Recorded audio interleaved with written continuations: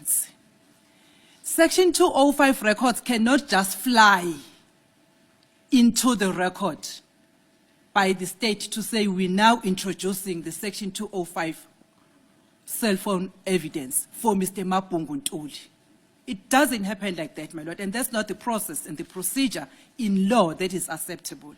Even if the court would like to exercise its discretion, but the court is bound by these basic principles of evidence, how the evidence is admitted in a court of law.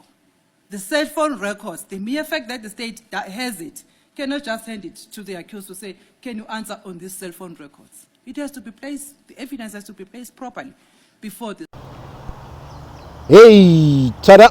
We are back with another video. The page, it is South African Late News. Yeah, that was Alfred Mshololo telling the judge that the state cannot just bring Section 205 records in court. Those records have to be properly introduced by an expert from either Vodacom, MTN, Cell C, or Telkom, because they are the only network operators that have the expertise to properly explain what happened in this tower and so on. Remember, in the past, Baloyi brought Pinky van Willingham to come and introduce the Section 205 of the accused. So that was done properly. But this time now, Baloyi is from anywhere, just ambush. It cannot be done because accused number 3 is in the middle of his cross-examination now. You cannot bring new evidence during cross-examination of the witness. That is basic law 101. But knowing Rata, he's going to allow it because he's a past judge who has 100 years of experience, but he shows nothing of that in court. But before we talk about that, I would like to speak about what Gadla said in court. The other day, he destroyed Rata's argument totally. He destroyed it in total. But before, listen to him and hear what he said, then we'll speak about it. Danko. Now here he would never know, or he wouldn't know as to what was the occasion because he was never there. Even the photos that he pointed them out because they were shown to him by Gininda. Because it did indicate that he made the statement with Gininda. And his statement contains photos as well as numbers. Which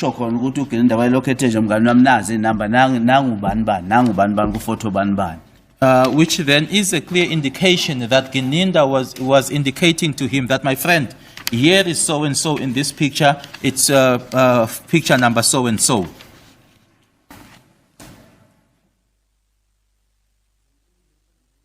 Effect, or you surmise. Into lena oyisho ngoba uyicabangela noma uyisho ukuthi ngoba iyiqiniso. Ugininda uyophethele case. Gininda is the one that Yeah, is. I know that. I'm just asking you a simple question. Are you saying that as a fact, or you're surmising? Ngiyakwazi lokho kodwa nje ngikubuza nje umbuzo olula ukuthi lokho kushoyo ukusho ngoba ukucabangela noma ukusho ngoba kuyiqiniso. Angicabangela uba ngicabangela ngaba zekho izinamba zelokuzana zayithombe la estatementini sikaZungu. Kusho ukuthi vele kwenzeka. I'm not surmising, my lord. If that was the case, then the numbers would not have been contained in Zungu's statement, which means or proves that indeed it happened. Ukuba kwezinamba zezithombe estatementini okusho ukuthi lento le wayikhonjiswa vele.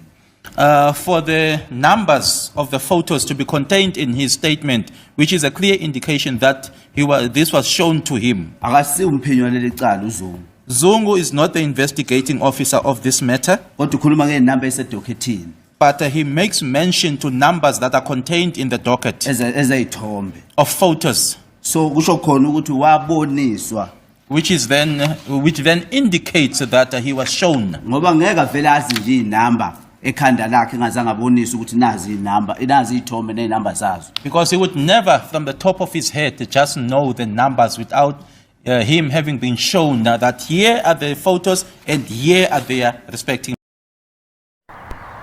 Yep. Ngube is absolutely correct. Remember that when Constable Zungu came to court, he testified, and in his statement, He was referring to photos using photo numbers, which means that Advocate Baloyi was coaching him while he was consulting him. He was telling him, okay, this is photo number 1, photo number 2, sifunde kahle ukuthi uzazi zonke ukuthi ufike enkantolo ukhumbule. So uBaloyi kahle kahle wayemcoach emqeqesha. So it is not fair ukuthi uConstable Zungu was allowed to do that, because now he was able to manufacture evidence because he was being coached. You cannot tell me a witness comes to court and knows the photo numbers before they are shown to him in court.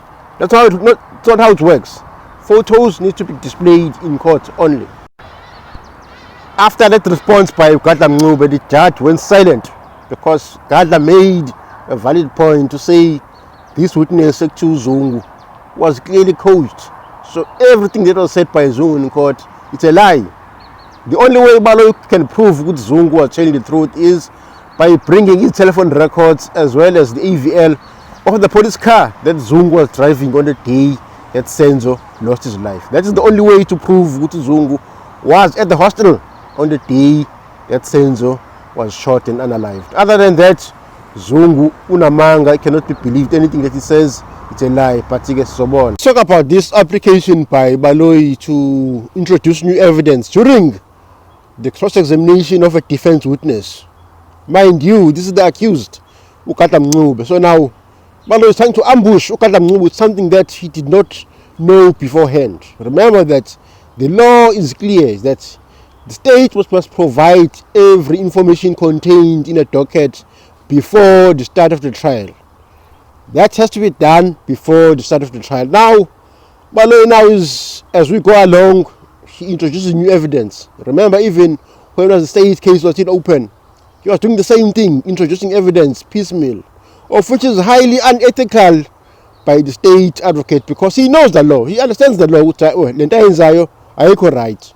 You have to give the defense every evidence that you're going to use in court beforehand, and that is at the beginning of the trial, not at the tail end of the trial. So now, I'm sure he's going to accept it because he's a biased judge.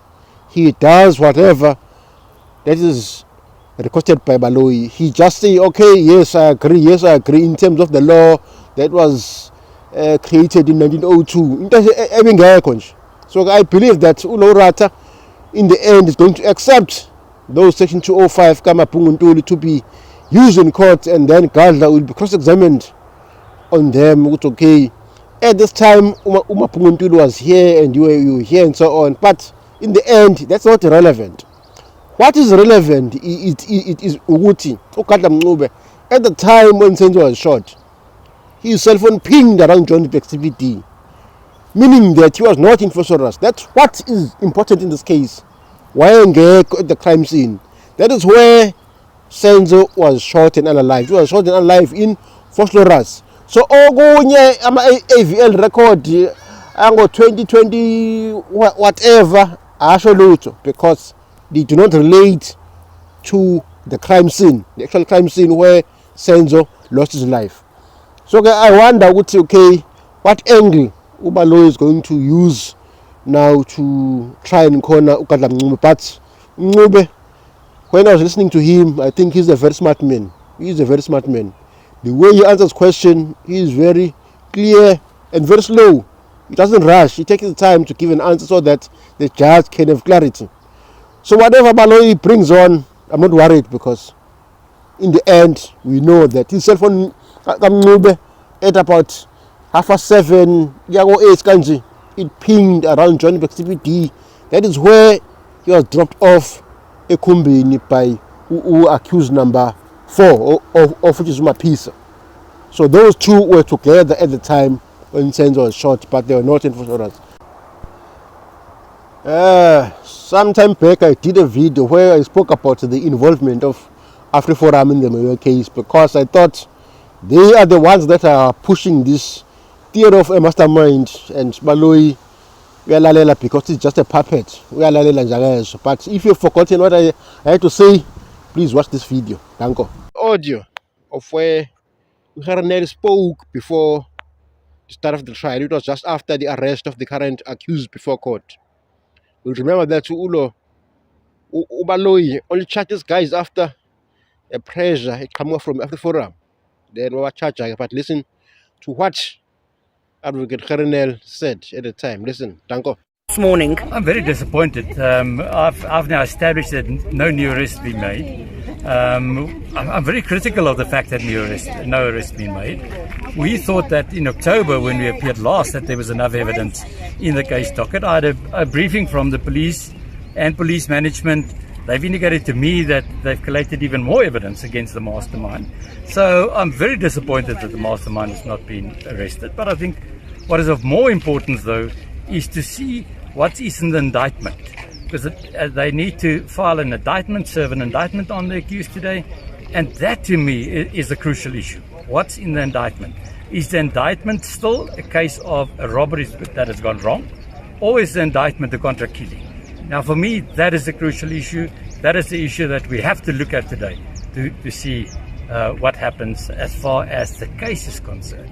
Because if it at least allows for a set of facts where there's a contract killing, then one can think that you can later add a mastermind. But if it doesn't, then it's a bit more difficult. So for me, that's That was Advocate Kernel before the start of the trial.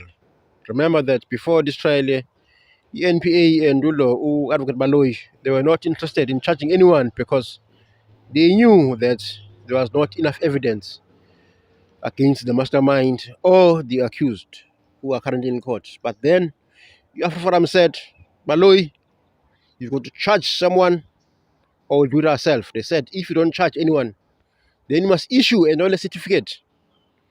A knowledge certificate is issued in terms of Section 7 of the Criminal Procedure Act, 51 of 1977. Once the NPA issue that certificate, it means that the NPA says we can't do it, but we give you permission to do it. So any citizen in this country can then charge anybody if the NPA refuses to do it themselves. So then, I think Ubaloyi, he was embarrassed. He said, no, we cannot give this case to a forum because we're going to be embarrassed if they do it and then they find a guilty verdict. So that is why the NPA was quick to charge these 5 men before court, even before collecting all the evidence against the 5 men before court. That is why we know Ubaloyi, there's no case. He was pressured to charge these men before court because Afro Forum was behind his back saying, do it or we'll do it. So NPA said, no, let's charge them so that we are not embarrassed by NPA in court. And thereafter, what we saw, it is just nonsense after nonsense, because now we can see that the state has no case against these men. We were told that there's a mastermind, but till today, I think 5 years later, Kelly Khumalo has not been arrested because there is no evidence against her. She is not the mastermind. And these guys were not hired by her to do any crime. We were told that accused number 5 was the one that phoned Kelly Khumalo to discuss and plan the killing of Senzo. But other than that, there's no any other evidence. We were not showing the AVL of Kelly Khumalo, the AVL of Ulo, the accused, or the telephone records that will indicate that they met somewhere or they spoke somewhere. None whatsoever. The only call that I have is the call that was allegedly made via WhatsApp or BlackBerry Messenger or Facebook. The state doesn't know, but that call lasted for about 90 seconds. So you cannot tell me that a murder can be arranged within 90 seconds. So Ubaloyi, you can see in court with Ume Buzembuzi, he does not believe in those cases because he knows that he's got the wrong man before court. We were told that the mastermind was not charged because Balu was not happy with the evidence collected. We were told that by Uprakatia Kinine that a statement was missing. He was referring to a statement that was supposed to be deposed by a man that gave Kelly Khumalo a loan. That loan was used to facilitate the payment to the accused. But Kinine did not get the statement because it does not exist. No one was asked for a loan by Kelly Khumalo. It's just a fabrication by the state. But now I'm going to play another video when the case had started and the confessions that were in question were before tried within the trial. Coronel again spoke to, I think it was Ulindam. About there being a mastermind in this case, and I wonder how important then these confessions are in ultimately getting there. The one thing that I feel satisfied with is that I think more and more people now understand why we said that from the start. So we had a good understanding of the facts, and that's why we said it from the start. I haven't changed my stance. I do think that it's important that we think it's not a robbery that went wrong, but rather a contract killing. And I do think that as the case developed and as the trial within the trial developed, and if certain statements is admitted, then it will become more clear. But I do think that it's more clear now than it was last year why we said from the start that we believe it's more than a robbery that went wrong. That was Advocate Coronel speaking to Ulindamnis. It is worth noting that it is after Usfiso Menyiwa had terminated the mandate here after Forum because he did not agree with the strategy of Forum, because Forum, they believed in this theory of a mastermind, which is a lie and a fabrication by the state. So once Usfiso Menyiwa had terminated the mandate, Coronel and Forum had no business in representing this Menyiwa family in this case, but they are saying they are representing the mother, but you've never heard the mother speaking. So Asaz would always come up, look, but in the end, Usfiso Menyiwa has been very vocal to say Afri Forum is not representing the family, but Asikho Lab. So Ukarnel, in that video, you heard him saying that the case will rely mostly on the confessions. But Ukarnel forgot one thing, that the confessions cannot be used against accused number 3, 4, and 5 because they are not the one that made the confession. So it means that Ukarnel was only going to be able to charge the first 2 guys, which is Ntanzi and Sevilla, because they are the ones that allegedly made those fake confessions. So even Coronel himself did not have a case because he was going to rely on these confessions that are disputed. We are now in a position to know that Ntanzi and Sevilla were tortured and beaten up before they finally confessed, because they confessed in order to save their lives. So even Coronel did not have a case against these guys, even if Afri Forum were given that knowledge certificate to prosecute these guys. I do not think that he was going to be successful, because he was going to see earlier on that there's a mistake here. These guys are innocent. But even though we can see these guys are innocent. We were told that accused number 2 and 3 are the one that entered the house. But why the guys in the house could not identify them? Why? Because if they enter the house, you will never forget the person that shot someone in the house. You will never. It's impossible. That person will stick in your memory for the rest of your life. But Utumela Madlala, Tositwala, and Zade Khumalo came to court and told us that at that time when they entered the house, they could not identify them because of some reason or another. So Uzande Khumalo only identified Ubo Ntanzi in court when she was testifying, because she already knew the state case. She had already seen Ubo Ntanzi on TV. So she already knew Utubani, that was allegedly the second intruder. So it was easy for her to make a false allegation and say this is the guy that entered the house. But when the trial before started, she could not identify any of the accused before court.